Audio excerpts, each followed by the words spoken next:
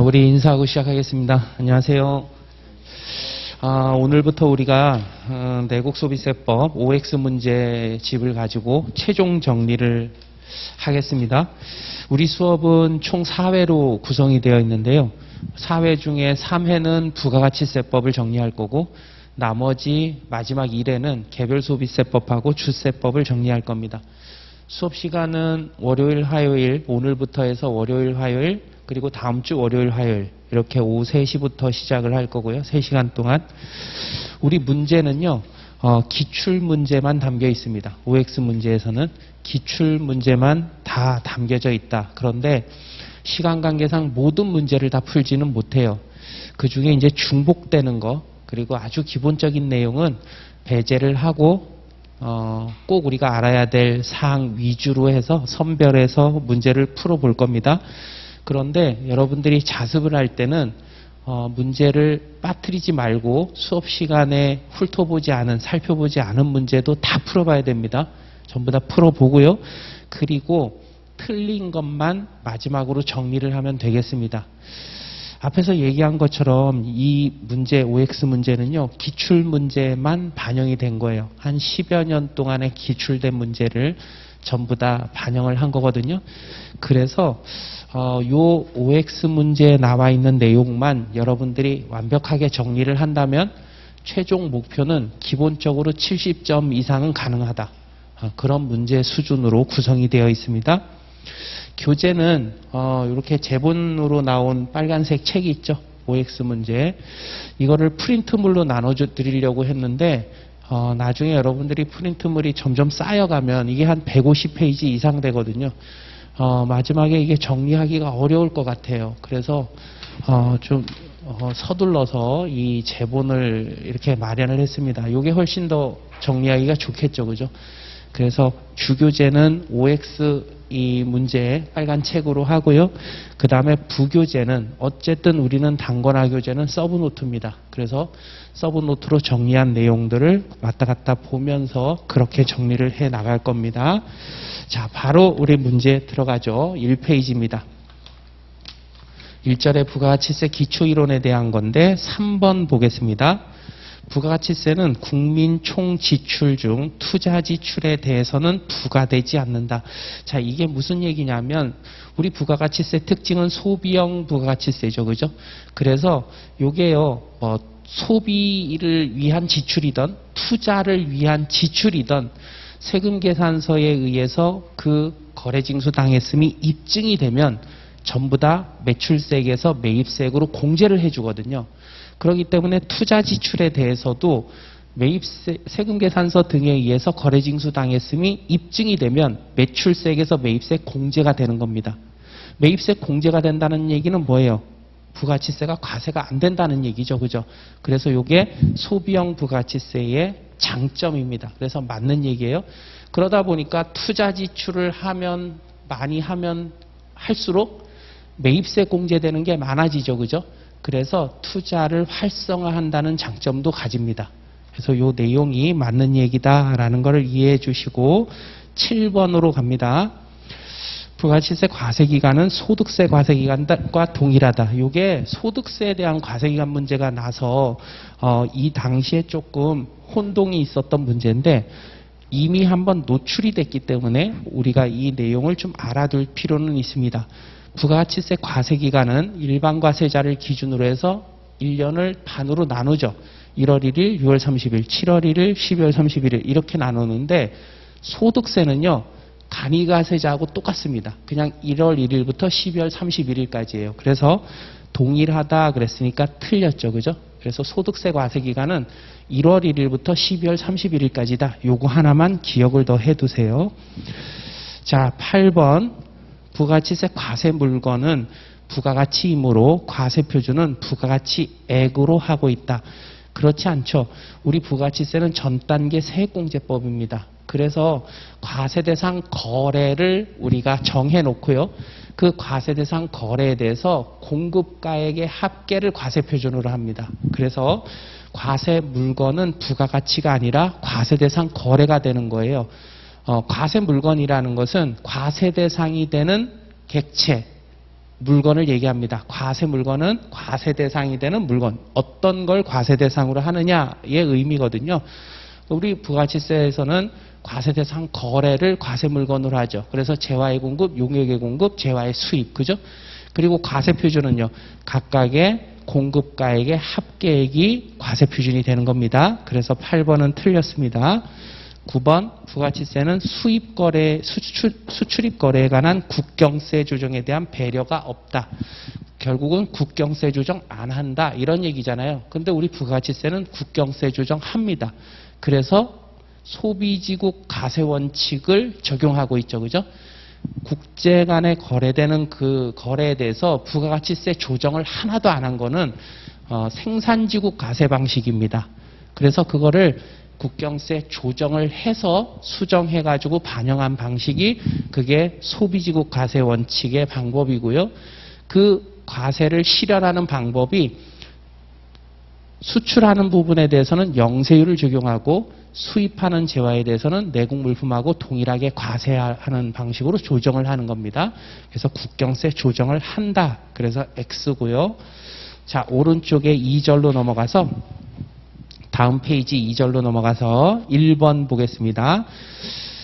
재화란 재산적 가치가 있는 물건 및 권리를 말한다. 이거 굉장히 중요하죠. 꼭 기억해야 됩니다. 맞는 얘기고 용역의 개념도 중요합니다. 용역이란 재화 외에 재산적 가치가 있는 모든 영무와 그 밖의 행위다. 맞는 얘기입니다. 세 번째, 사업자란 영리, 비영리 관계없이 사업상 독립적으로 재화 용역을 공급하는 자를 얘기하는 거죠. 그런데 영리만을 목적으로 했으니까 틀렸습니다. 1, 2, 3번의 개념은 무조건 기억해야 됩니다. 자, 그 다음에 6번으로 내려가서 역시 사업자의 개념이죠. 사업 목적이 영리, 비영리 관계없이 사업상 독립적으로 재화 용역을 공급하는 자다. 요게 맞는 얘기죠. 자, 그 다음에 9번으로 가서요. 부가치세 납세 의무자는 국가지방자치단체, 지방자치단체, 조합, 법인격 없는 사단, 재단, 그 밖의 단체를 다 포함하는 거죠. 맞는 얘기고 10번 사업자로서 개인, 사업자로서 법인격 없는 사단, 사업자로서 법인인데 국가도 포함하는 거죠. 국가는 제외했으니까 틀렸네요. 그죠? 그 다음에 재화를 수입하는 자로서 법인격 없는 재단, 재화를 수입하는 자로서 지방자치단체, 얘네들은 다 부가치세 납세 의무자에 해당하죠. 괄호 안이 틀렸네요. 그래서 10번도 X. 11번 면세 사업자와 영세율 적용 사업자는 매출세액이 없어요. 그렇지만 납세 의무자에 해당하지는 않는다. 그게 틀렸죠. 그죠? 면세 사업자는 납세 의무자가 아니지만 영세율 적용 사업자는 납세 의무자입니다. 그래서 X. 15번 재화 수입에 대한 부가가치세는 사업자가 아닌 경우에도 납세 의무가 있죠. 그래서 과세 대상 거래는 재화의 공급, 용역의 공급, 재화의 수입인데 재화의 공급, 용역의 공급은 그 공급자가 사업자이라야 납세 의무자가 되는 거고 다만 재화의 수입은 사업자 여부를 불문하죠. 수입자의 사업자 여부를 불문합니다. 15번 맞는 얘기고요. 17번 외국으로부터 용역을 수입하는 자, 용역의 수입은 과세 대상이 아니죠. 그래서 납세 의무자가 아니다 그랬으니까 맞네요. 18번 사업자 등록을 하지 않더라도 납세 의무가 있다. 그렇죠. 우리가 사업자를 따질 때 사업자 등록을 했느냐 안 했느냐, 형식적인 사업자 등록 여부, 거래 징수 했느냐 안 했느냐 이런 거 따지지 않습니다. 실질적으로 사업자라면 즉 재화 용역을 공급하는 자라면 그러면 납세 의무가 있는 겁니다. 그래서 동그라미고 20번 사업자가 부가치세 과세되는 재화를 공급하는 경우 거래 징수하지 않았다면 납세 의무가 없다. 설명드렸죠. 그죠? 그래서 거래 징수 여부하고 관계가 없습니다. X. 22번 비영리를 목적으로 영리 비영리 관계없다 그랬죠. 비영리를 목적으로 재화를 판매할 때 납세 의무가 없다 그랬으니까 틀렸고 26번 직전연도 공급대가 합계가 4천만 원이고 당해연도 공급대가 합계가 3,500만 원인 개인 사업자예요. 자, 이 경우에 이 경우에도 부가치세 납세 의무자에 해당한다라고 했는데 그러면 직전연도 공급대가 합계가 8천만 원 미만인 개인 사업자네요. 그죠? 그러면 얘는 간이가세자인 경우를 우리가 추정할 수 있고 근데 간이가세자인데 당해년도 공급대가 합계가 4,800 미만이에요. 그러면 납부 의무도 면제되는 거죠. 그래서 비록 간이가세자이면서 해당 과세기간에 납부 의무가 면제가 돼도 납부만 면제되는 거지 부가치세법상 납세 의무자가 아예 면제되는 게 아닙니다. 그래서 납세 의무자에 해당합니다. 신고도 해야 돼요. 납부만 면제되는 거죠. 그래서 이런 경우에도 납세 의무자에 해당한다라고 했으니까 맞는 얘기네요. 그죠? 자, 27번. 영리를 목적으로 사업상 독립적이지 않은 지위에서 용역을 공급하는 개인은 부가가치세 납세 의무자에 해당한다. 아니죠. 사업자가 되려면 물적 독립성, 인적 독립성이 있어야 됩니다. 그런데 독립적이지 않은 지위에서 용역을 공급하니까 물적 독립성이 없는 거죠. 그래서 얘는 납세 의무자가 될 수가 없습니다. 자, 그 다음에 28번 볼까요? 소득세가 과세되지 않는 농가 부업은 독립된 사업으로 보지 않아요. 이게 원칙이죠. 그런데 소득세가 비과세된다고 하더라도 농가 부업 소득으로서 민박, 음식물 판매, 특산물 제조, 전통차 제조 이와 유사한 활동 얘는 무조건 납세 의무가 있는 걸로 보는 거죠. 보지 않는다 그랬으니까 틀렸네요. 30번 위탁 매매 대리인에 의한 매매를 할 때는 수탁자 대리인에게 부가치세 납세 의무가 있다? 아니죠. 위탁 매매 또는 대리인에 의한 매매를 할 때는 납세 의무자는 위탁자 또는 본인입니다. 그래서 X. 31번 신탁법 또는 다른 법률에 따른 신탁재산과 관련된 재화용역을 공급할 때 원칙적으로 납세 의무자는 누굽니까? 위탁자가 아니라 수탁자입니다. 그죠? 그래서 수탁자가 신탁재산별로 각각 별대 납세 의무자로서 부가치세 납부할 의무가 있어야 되는 거죠. 그래서 X. 34번 새마을금고가 사업상 독립적으로 부가치세가 과세되는 재화를 공급합니다. 부가치세가 과세되는 재화를 공급한다 그러면 새마을금고법에 따라 설립한 새마을금고는 납세 의무가 있습니다. 그죠? 그래서 없다 그랬으니까 틀렸고 36번요. 일반과세자, 간이과세자의 과세기간은 1기, 2기로 나눠지며 간이과세자는 1기, 2기로 나눠지지 않죠. 틀렸네요. 그죠? 간이과세자는 1기와 2기 예정신고를 하지 않는다. 간이과세자는 그냥 과세기간이 1년이고요. 6개월에 대해서 원칙이 예정 부가징수입니다. 그죠? 고지서에 의해서 세금을 내는 게 원칙이죠. 그래서 X 39번 신규로 사업을 시작하는 자에 대한 최초의 과세기간은 해당 사업자가 사업 개실 이전에 사업자 등록을 신청을 한 경우라 하더라도 자 사업 개실 이전에 사업자 등록을 신청하면 최초의 사업 개실은 그 등록 신청일부터 기산이 되는 거죠. 그죠? 그런데 우리 문제에서는 그거 상관없이 사업 개시일로부터 기산돼서 그 기간 종료일까지다 그랬으니까 틀렸습니다. 원래는 사업 개시일로부터 그 개시일이 속하는 날이 속하는 과세기간 종료일까지가 과세기간인데 그런데 사업 개시일 이전이라도 사업자 등록 신청할 수 있죠. 그래서 사업 개시일 이전에 사업자 등록을 신청했습니다. 그러면 최초의 과세기간은 등록 신청일부터 카운트되는 거죠. 그죠? 그래서 X 40번 제조업을 개시한 과세사업자가 사업 개시일 이후 사업자 등록을 신청을 했습니다. 그러면 과세기간은 제조업은 사업 개시일이 언제입니까? 제조를 시작한 날이죠. 그래서 그때부터 그날이 속하는 과세기간 종료일까지가 과세기간이 됩니다. 그래서 40번은 동그라미 41번으로 가서요. 사업자가 폐업하는 경우 과세기간은 마지막 과세기간을 얘기하는 거죠. 폐업일까지입니다. 그죠? 그래서 폐업일이 속하는 과세기간 개시일부터 그 폐업일이 속하는 과세기간 종료일이 아니라 폐업일까지죠. 그래서 X 42번 사업 개시일 전에 사업자 등록을 신청한 자로서 사업을 개시했지만 사업자 등록을 한 날로부터 6개월이 되는 날까지 재화용역의 공급 실적이 없는 자에 대해서는 그 6개월이 되는 날을 폐업일로 본다. 이게 폐업의제 이렇게 우리가 정리를 했고 과거에 기출된 문제를 보면 이 6개월을 가지고 장난을 하는 경우도 몇 번 있었습니다. 6개월을 3개월 이렇게 말장난해서 출제하거나 이런 경우가 있었어요. 6개월이 되는 날 폐업일로 본다 그랬으니까 맞는 얘기네요. 동그라미. 43번 사업의 법령 개정으로 면세 사업에서 과세 사업으로 전환이 됩니다. 그때는 자 면세에서 과세로 전환됐을 때 사업 개시일은요. 과세로 전환된 전환일이 사업 개시일이 되는 거죠. 맞는 얘기네요. 자 해설 밑에 사업 개시일에 대한 구체적인 내용들이 나와 있는데 해설을 여러분들이 잘 숙지를 해두세요. 44번입니다. 사업자가 폐업하는 경우 폐업일은 원칙적으로 폐업신고서 접수일이다? 아니죠. 원칙이 뭡니까? 일반적으로는 실질적으로 폐업한 날입니다. 실질적으로 폐업한 날이 불분명할 때 예외적으로 폐업신고서 접수일을 폐업일로 보는 거예요. 그래서 X입니다. 43번은 최초의 과세기간에 대한 문제입니다. 최초의 과세기간은 사업 개시일부터 카운트가 시작이 되는데 그 사업 개시일에 대한 구체적인 내용이 해설에 담겨 있고 44번은 마지막 과세기간에 대한 내용입니다. 그런데 마지막 과세기간은 폐업일까지죠. 그죠? 그러면 폐업일이 언제냐? 폐업일에 대한 세부적인 내용이 해설에 담겨 있습니다. 요거 꼭 정리를 하셔야 됩니다.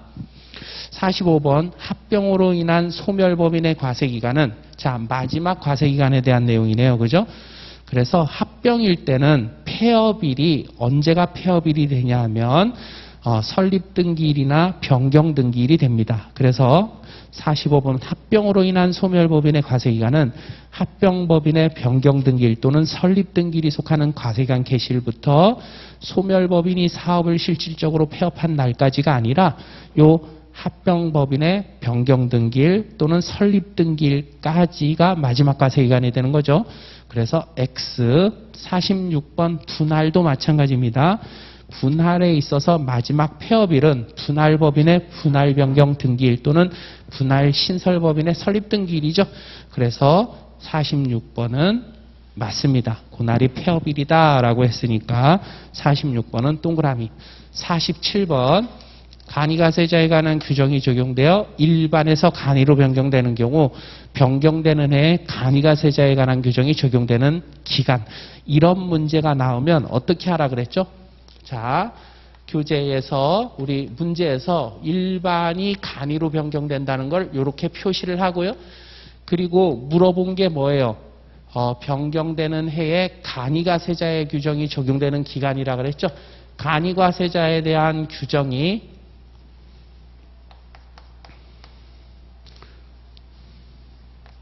과세기간을 물어봤습니다. 자, 그러면 일반에서 간이로 8천 미달 여부에 따라서 변경이 될 텐데 변경은 언제부터 되나요? 다음 해 7월 1일부터 변경이 되죠.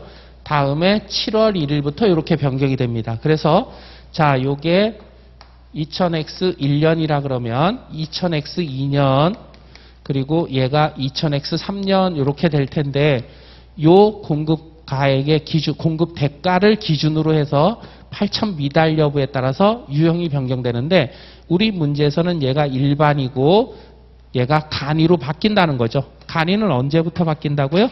다음에 7월 1일부터 그 다음에 6월 30날까지 이렇게 바뀌는 거죠. 이렇게 그죠? 이렇게 바뀌는 겁니다. 그래서 요 금액을 기준으로 해서 이렇게 바뀌는 거죠. 자, 우리 문제에서는 변경 이후 간이가세자에 대한 과세기간이 언제냐라고 물어본 거니까 변경되는 해, 변경되는 해는 2000X 2년에 변경되는 거고 간이가세자에 대한 규정은요. 그 변경 이후 7월 1일부터 12월 30일까지 이때가 간이가세자가 되는 거죠. 그죠?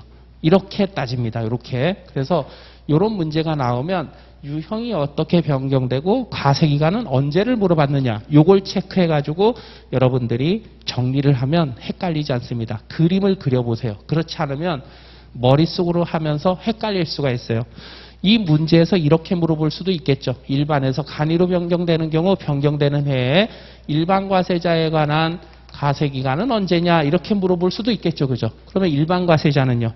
요게 일반 간이면 여기가 사이에 요거 일반과세자거든요. 그죠? 그래서 일반과세자는 변경 이전 1월 1일부터 6월 30일까지 이렇게도 문제를 낼 수가 있는 겁니다. 그래서 그려가지고 여러분들이 정리를 해둘 필요가 있다.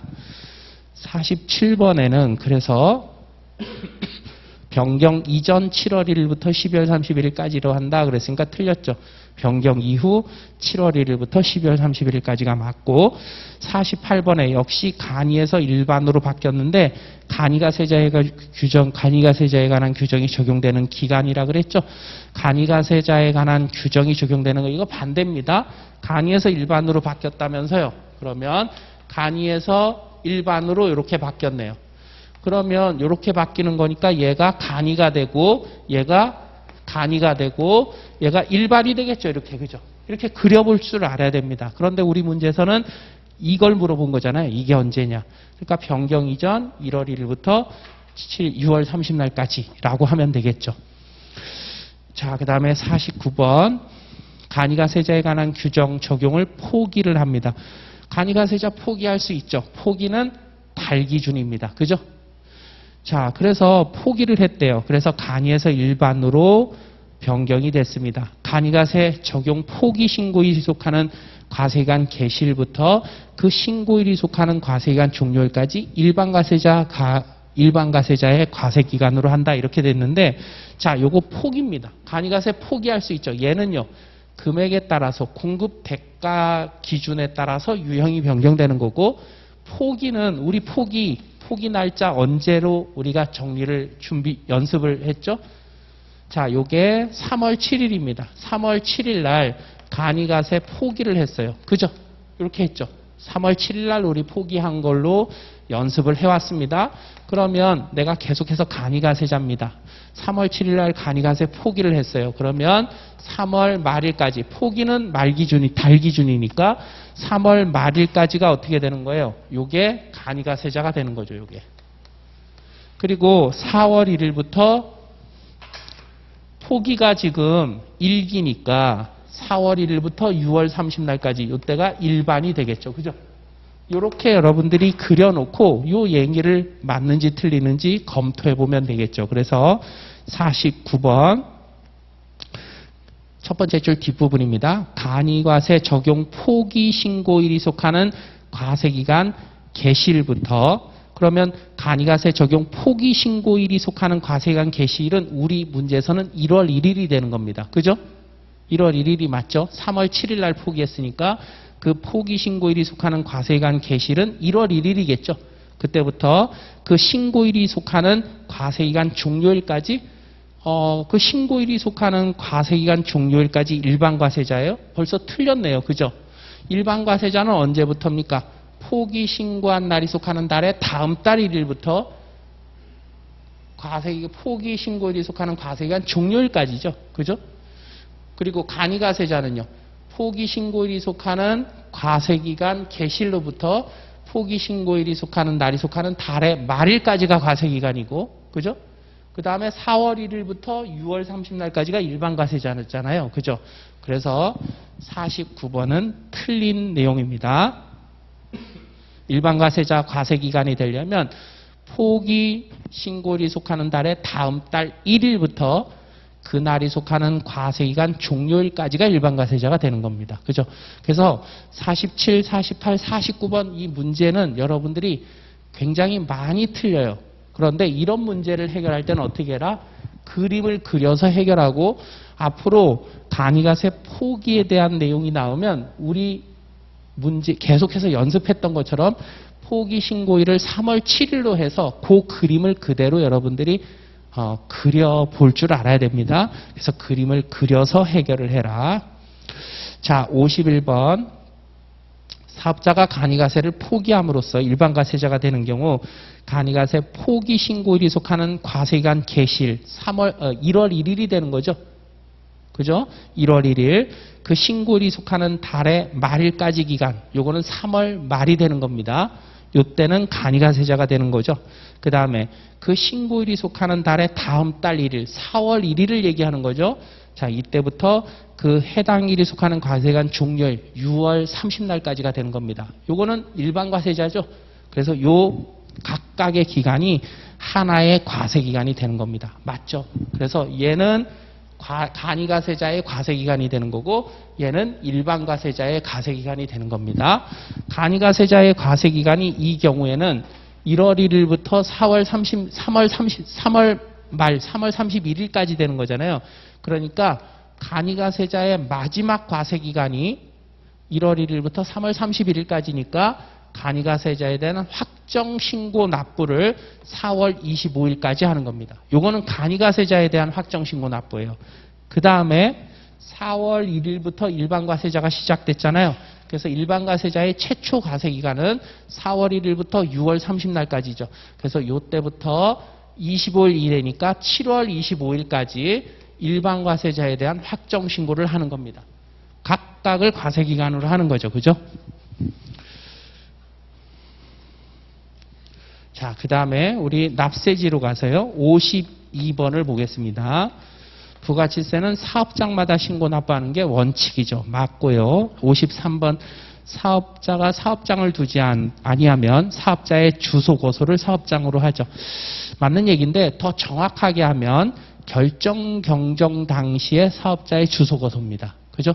그래서 이것도 말장난으로 많이 나왔죠. 뭐 신고 당시에 뭐 주소 고소다 이런 식으로 결정 경정할 당시에 주소 고소지를 사업장으로 합니다. 맞는 얘기고 54번 직매장은 사업장이지만 하치장은 사업장이 아니죠. 그래서 X. 55번 직매장의 경우에는 직매장 설치 신고를 하고 하치장의 경우에는 설치 신고하지 않는다. 아니요. 다 설치 신고를 합니다. 그죠? 그래서 X. 그 다음에 직매장은 직매장 설치 신고를 따로 한다기보다는 이제 사업장이니까 사업자 등록을 하겠죠. 그죠? 직매장은 사업자 등록을 하고 하치장 설치 신고를 합니다. 임시사업장도 설치 신고를 합니다. 그래서 X. 56번 임시사업장에 대한 문제죠. 각종 경기대회나 박람회 등 행사가 개최되는 장소에 개설한 임시사업장은 원칙적으로 기존 사업장에 포함되는 것으로 봅니다. 그런데 예외적으로 임시사업장으로 신고를 안 하면 그러면 독립된 별개 사업장으로 보는 거죠. 그래서 얘는 56번은 원칙적인 의미다 이렇게 생각을 하셔야 돼요. 그래서 우리가 법을 공부할 때 항상 원칙과 예외 구조를 머릿속에 염두에 두라 그랬죠. 그래서 아무 얘기가 없으면 원칙적인 얘기를 하는 겁니다. 그리고 원칙적인 얘기를 하는 걸로 판단을 했는데 답이 없어. 그러면 예외적인 규정을 적용해서 그 다음에 답을 고르는 거예요. 그래서 일단은 원칙적인 의미에서 56번은 X입니다. 임시사업장으로 설치 신고했다고 보고 그래서 기존 사업장에 포함된 것으로 봐야 되겠죠. 57번 박람회가 개최되는 장소에 개설한 임시사업장으로서 대통령 정하는 바에 따라 신고된 장소, 핵심 키워드가 신고된 장소죠. 뭐를 신고했겠어요? 임시사업장으로 신고를 했겠죠. 그러면 얘는 별도의 사업장이 아닙니다. 그래서 맞는 얘기고 59번 하치장 설치 신고를 세무서장에 제출하면 사업장으로 볼 수 있다? 아니요. 하치장은 설치 신고를 해야 되는데 설치 신고를 하던 안 하던 얘는 보관만 하는 곳입니다. 그죠? 그래서 사업장이 아닙니다. 설치 신고했다 그래서 사업장이고 안 했다 그래서 아니고 이게 아니라 설치 신고는 무조건 해야 되고 설치 신고 여부와 관계없이 얘는 사업장이 아닙니다. 임시사업장이 임시사업장입니다 라고 설치 신고를 하면 사업장이 아니고 설치 신고 안 하면 그러면 독립된 사업장으로 보는 거죠. 그죠? 직매장은요, 설치 신고를 별도로 한다기보다는 사업자 등록을 해야 되는 거죠. 그죠? 자, 61번. 광업에 있어서 광업사무소가 강구 안에 있을 때는 광업사무소 소재지를 사업장으로 합니다. 맞는 얘기죠. 근데 광구 안에 있는 경우는 여러 번 났어요. 우리 교재 19페이지입니다. 사업장에 대한 내용은 서브노트 19페이지인데 광업에 대해서 광구 안에 있을 때는 시험에 굉장히 많이 출제가 됐었어요. 이제 여러분들은 광구 바깥에 있는 경우도 한번 보셔야 됩니다. 그래서 광업사무소가 광구 바깥에 있으면 어떻게 합니까? 광업사무소에서 가장 가까이 있는 광구에 대해서 광업원부를 작성하는데 그 강업원부의 맨 처음에 있는 그 광구에 사업소가 있는 걸로 봅니다. 광업사무소가 있는 걸로 봐서 사업장을 판단을 한다.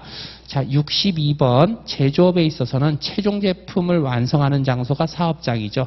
그런데 따로 제품을 포장만 하거나 용기에 충전만 하는 거, 요거는 사업장이 될 수 없습니다. 최종 제품 완성된 곳으로 보지 않죠. 근데 있다 그랬으니까 틀렸네요. 63번 건설업 운수업은요, 전국을 무대로 하는 겁니다. 건설업 운수업, 부동산 매매업, 그 다음에 부동산 임대업, 이렇게 구분해가지고 정리하라 그랬죠. 자, 그래서 건설업 운수업일 때는 만약에 법인이면 등기부상 소재지, 개인이면 업무 총괄 장소를 사업장으로 하고요. 64번 운수업에 있어서 누구 이름으로 등록했느냐, 이게 핵심이라 그랬죠.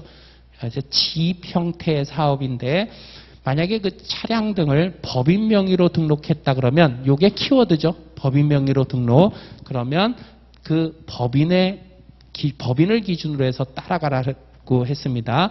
그러면 법인의 등기부상 소재지어야 되는데 개인의 업무 총괄 장소다 그랬으니까 64번 X죠. 65번 개인 명의로 등록했어요. 그러면 명의 등록한 개인을 기준으로 따라가면 되죠. 업무 총괄 장소를 사업장으로 합니다. 맞네요. 66번 부동산 매매업이에요. 부동산 매매업, 건설업, 운수업 이런 것들은 업무 총괄 장소를 사업장으로 합니다. 67번 부동산 임대업이에요. 부동산 임대업은 부동산의 등기부상 소재지가 사업장입니다. 다만 부동산상의 권리만을 공급할 때, 대여할 때 또는 공기업 등이 부동산 임대 등을 할 때는 업무 총괄 장소를 사업장으로 한다 그랬죠. 그래서 권리만을 대여하는 경우 업무 총괄 장소를 한다라고 했으니까 67번 다 맞네요. 원칙과 예외 다 맞습니다. 68번 지방자치단체가 직접 운영하는 과세대상 숙박업의 사업장. 우리가 사업장을 정리할 때 국가, 지방자치단체, 공기업 이런 애들은 국가 등 이렇게 정리했죠. 그죠? 국가 등이 공급하는 재화 용역은 업무 총괄 장소입니다. 그래서 업무 총괄 장소가 사업장이다. 맞는 얘기고 70번으로 갑니다. 다단계 판매원이 재화 용역을 공급하는 사업의 경우 다단계 판매원이 상시 주재하여 거래 전부 일부를 행하는 별도의 장소가 있대요. 그러면 그 장소가 사업장이죠. 근데 별도의 장소가 없는 게 일반적이잖아요. 그래서 원칙적인 경우에는 사업장이 어디입니까? 다단계 판매업자의 주된 사업장 소재지죠. 다단계 판매업자는 다단계 회사를 얘기합니다. 그래서 다단계 판매업자의 주된 사업장 소재지가 원칙적인 사업장이고, 다만 이제 그 소속되어 있는 다단계 판매원이 따로 상시 주재하여 거래하는 장소를 별도로 가지고 있으면 그 장소를 예외적으로 사업장으로 합니다. 그래서 70번도요. 요거 20페이지, 우리 서브노트 페이지 20페이지에 있는 내용인데 우리 교재에서는 예외만 담겨져 있습니다. 요것도 원칙까지 여러분들이 정리를 할 필요가 있어요. 다단계 판매업자의 주된 사업장 소재지다. 그 다음에 71번 수자원 개발하여 공급하는 사업, 요거 그냥 공기업이다 이렇게 생각하시면 됩니다. 수자원 공사, 그죠? 그래서 업무 총괄 장소가 사업장이고, 72번 무인자동 판매기를 통해서 재화를 공급하는 경우, 자, 이 경우에는 업무 총괄 장소가 사업장이라 그랬죠? 그런데 무인자동 판매기가 설치되어 있는 장소다 그랬으니까 X네요. 자, 73번 우리 교재에 있는 사업장은 예시적인 규정입니다. 그래서 거래 전부 또는 일부가 일어나는 고정된 장소가 따로 있으면 그 장소를 사업장으로 추가 등록할 수 있거든요. 다만 73번에 있는 것처럼 무인자동 판매기를 통해서 재화를 공급하는 경우에는 추가 등록 안 됩니다. 근데 등록할 수 있다 그랬으니까 틀렸죠.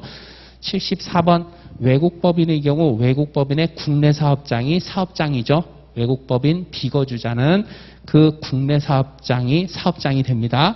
75번도 같은 내용이죠. 비거주자인 사업자가 국내에 사업의 전부 일부를 수행하는 고정된 장소가 있으면 그 고정된 장소가 사업장이다. 맞는 얘기고, 76번 앞에서 우리가 이미 정리한 내용입니다. 사업자가 사업장을 설치하지 않고 사업자 등록도 안 한 경우에는 자, 그 사업자의 주소 고소지가 사업장인데 조금 더 세부적으로 볼 때는 신고 당시가 아닙니다. 결정 경정 당시의 주소 고소다. 말장난 주의하시고 77번 한국자산관리공사잖아요. 공기업 업무 총괄 장소가 사업장이죠.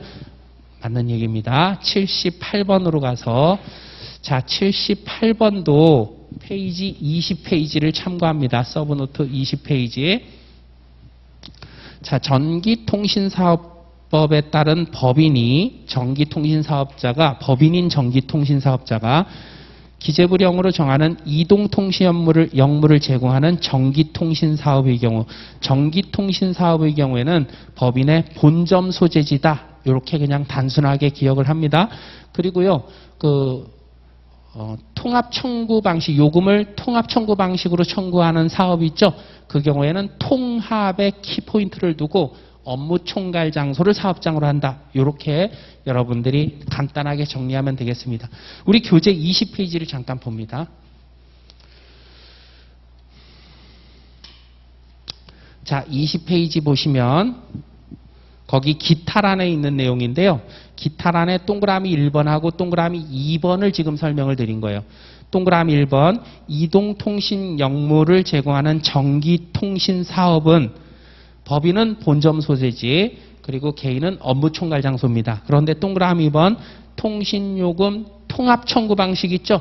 통합에 연필로 동그라미 하시고, 통합이니까 얘는 업무 총괄 장소로 이해를 하라는 얘기입니다. 그래서 사업장은 업무 총괄 장소다. 이 두 가지가 헷갈릴 수가 있으니까 전기통신 사업에 대해서는 본점 소재지 총괄 장소, 그리고 통합 청구 방식은 총괄 장소, 이렇게 단순하게 기억을 해 두시기를 바랍니다. 자, 문제로 돌아와서 79번 재화 수입하는 자의 부가치세 납세지는 관세법에 따라 수입 신고하는 세관 소재지죠. 맞는 얘기고, 80번 재화를 수입하는 자에 대한 부가치세는 관세법에 따라 수입을 신고하는 세관을 관할하는 세무서장 등이 하는 게 아니죠. 세관장이 하는 겁니다. 수입재화에 대해서는. 따라서 X. 82번 주사업장 총괄납부에서 주된 사업장은 총괄납부의 경우에는 법인은 본점, 지점 다 가능하죠. 개인은요. 업무 총괄 장소만 가능합니다. 주사무소만 가능합니다. 그래서 82번 동그라미. 83번 주사업장 총괄 납부는 납부 또는 환급만 총괄하는 거죠. 나머지 뭐 신고, 수정 또는 경정 청구, 결정 경정, 세금 계산서, 교부 이런 거는 원칙적으로 각 사업장별로 해야 되겠죠. 맞는 얘기입니다. 84번 주사업장 총납부 사업자가 예정 확정 신고를 함에 있어서 주사업장 관할 세무서장에게 종된 사업장분을 합산 신고해요. 신고는 총괄이 아니잖아요. 그죠? 그런데 신고를 했다 그러면 종된 사업장은 신고 안 한 게 되니까 무신고가 됩니다. 납부 환급만 총괄이기 때문에 그렇죠. 그래서 맞는 얘기고. 자, 85번도 같은 얘기예요. 결정 경정. 요거는 총괄이 아닙니다. 그죠? 그래서 각 사업장 관할 세무서장이 해야 되는데 주된에서 한다 그랬으니까 틀렸죠. 그래서 총괄 납부는요. 납부 환급만 총괄이라는 거를 여러분들이 꼭 알고 있으면, 이해를 하면 말장난하는 문제는 다 골라낼 수 있습니다. 86번으로 넘어가세요. 둘 이상의 사업장이 있는 경우 주된 사업장에서 총괄하여 납부하려는 자는 그 납부하려는 과세한 개시 10일 전이 아니라 20일 전이죠. 20일 전에 주사업장 총괄 납부 신청서를 주된 사업장 관할에다가 제출하면 됩니다. 승인받아야 한다 그랬으니까 이것도 틀렸네요. 승인사항이 아닙니다. 개별 소비세는 총괄 납부 승인 사유지만 부가가치세는 총괄 납부 그냥 기한 내에 제출하기만 하면 됩니다. 누구한테요? 주된 사업장 관할에다가. 그래서 86번 X, 87번 신규로 사업을 시작하는 자가 주된 사업장에서 총괄하여 납부하려는 경우에는 주된 사업장의 사업자 등록증을 발급받은 날부터 20일 이내에 주사업장 총괄 납부 신청서를 주된에 제출하면 된다. 맞는 얘기죠. 총괄 납부니까 납부만 총괄하는 거예요. 그래서 사업장이 둘 이상일 때는 사업자 등록을 각 사업장 관할에다가 각 사업장 사업 개시일로부터 20일 이내에 다 사업자 등록을 신청해야 되죠.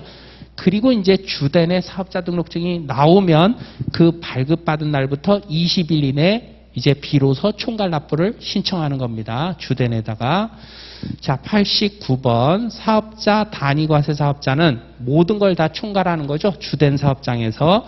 그래서 각 사업장을 대신해서 그 사업자의 본점주사무소 소재지를 부가치세 납세지로 합니다. 91번 주사업장 총괄 납부를 적용하지 아니하게 되거나 포기한 경우 주된 사업장 관할 세무서장은 지체 없이 그 내용을 해당 사업자와 주된 외의 사업장 관할에다가 알려줘야 되겠죠.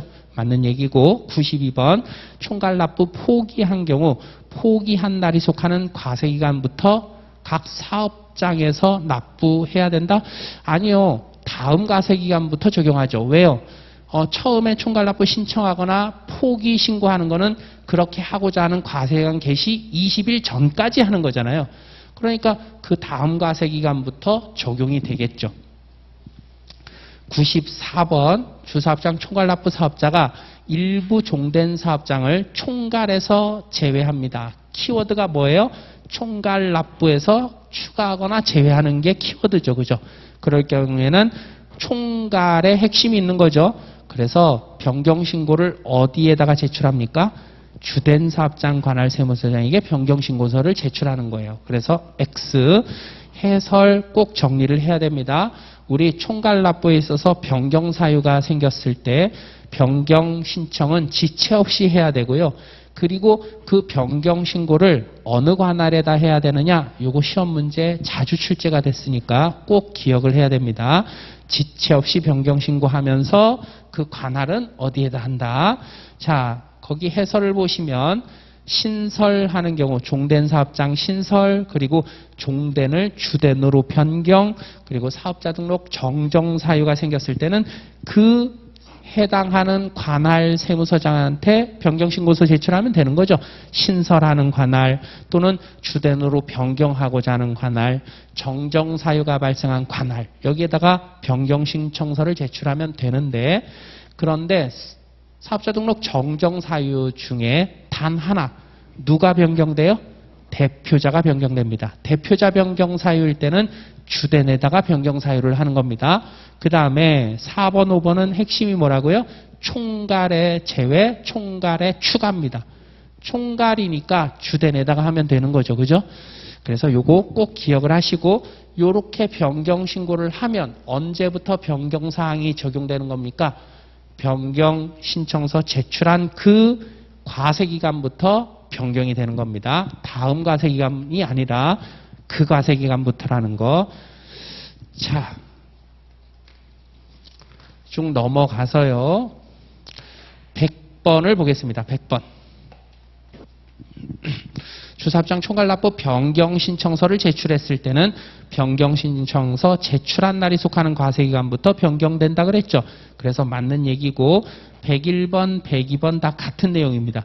주사업장 총괄납부 사업자가 총괄납부 적용 제외 사유 중에 유일한 게 요거죠. 주된 사업장 이동이 빈번한 경우입니다. 이때는 총괄납부 제외합니다.